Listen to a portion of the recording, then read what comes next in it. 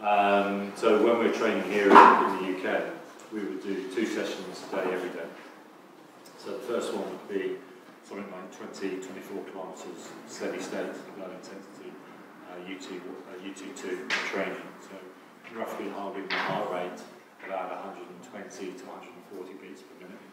And that's for about an hour and 45 minutes. We would have a break, some fluid and food intake. Second session could be in the gym doing a muscular weights session. That is one of our lactate sessions. Or it would be a UT1 training session. So holding the heart rate about 140, 160 beats per minute for something like 16 to 20 kilometres. When we go away on training camp, we work to a 2.5-day cycle. So we'll be doing 4 training sessions in the first 2 days, 2 on the next, and a half day off. So it's literally wake up in the morning, have breakfast, go and do 20k, come back and have a second breakfast. It's a lot of eating. Go and do the second session, could be back out in the water.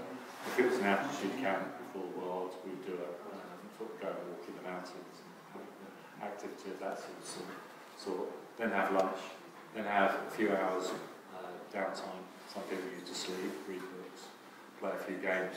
From that point of view, we used to have afternoon tea, get more calories in, and then we would do a more of a work session. So it'd still be probably 16 to 20 kilometres, but there would be more specific of set time trials, depending on what time of the year it is. And we repeat that the following day, and then same morning, and then we have an afternoon off to recover. And when we're back in the UK, is that we have a day off once every 3 weeks, which you look forward to a great deal. Coming to the next day off. We'll have a number of half days, but a full day off we come every 3 weeks-ish. But you look forward to this day off, and then you have your day off, enjoy it, and then when you come back to training the next day, it's really difficult to get back into training. You do feel lethargic, you do feel something. You shouldn't do a day off. It would be better of doing a light session than doing nothing at all. Then after 2 or 3 sessions, you think, when's the next session I want to do? And so do high altitude trains as well? I've done, yes. Do you do a lot, or is it just not much? It's certainly a benefit, and it's debatable on how much benefit you do get when you're from a sea level country. You've got to be up there for a long period of time, so the scientifics say that you've got to be up there for 3 weeks before you start getting the benefit of it. Because obviously what it's doing is increasing the red blood cells. If you're involved in the endurance sport of having more red blood cells, you've got more oxygen transferred to your body, so more potential of performing better at that. We found it difficult to go up for that length of time. Just with the training that we were doing close to the major championships. And since I've stopped, they've got up there less and less. But what we tend to do is that we have our international circuit, then they have a couple of days off, and then they get back into training. They've got probably about 6 weeks before the major championships. So we sort of do a mini season in one. So we tend to do our endurance stuff, long, boring stuff in the winter. And as it gets through more to the racing season, it becomes more intensive and from that point of view, for that 6 weeks, so we go back and do more endurance work to start, and then start building back up to drop down levels and try and build it up to another level. I always enjoyed the camps because they were very isolated. There was nothing that was going to disturb you on what we were doing. So in those days, there wasn't quite the same technology as now. Mobile phones were around, the internet was around, but there were very less restrictions from that point of view. So you could just focus on what you're doing. You sort of eat, sleep, and train, and that's about it.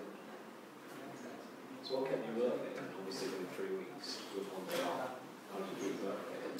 I think overall the motivation was that I used to like winning races.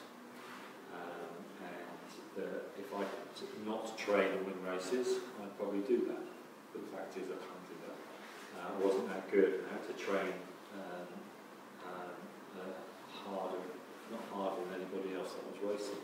and that gives you the mental edge as well. If you feel that you've done more than anybody else, that gives you a slight mental advantage on the start line. So Matthew and I used to talk about is that we used to train harder than anybody else. We felt that we were training harder than anybody else from that motivation point of view. And also, because we like winning races, is that there were no shortcuts. So that's what kept us sort of motivated on a day-to-day basis. I came down with diabetes and also colitis when I was running with Matthew at different games, and that sort of threw a spanner in the work. So you also realise that a sporting career isn't that long. You don't have that opportunity of being at the top of the field. You've got the chance of being up there. You don't want to let it go. So not diabetes.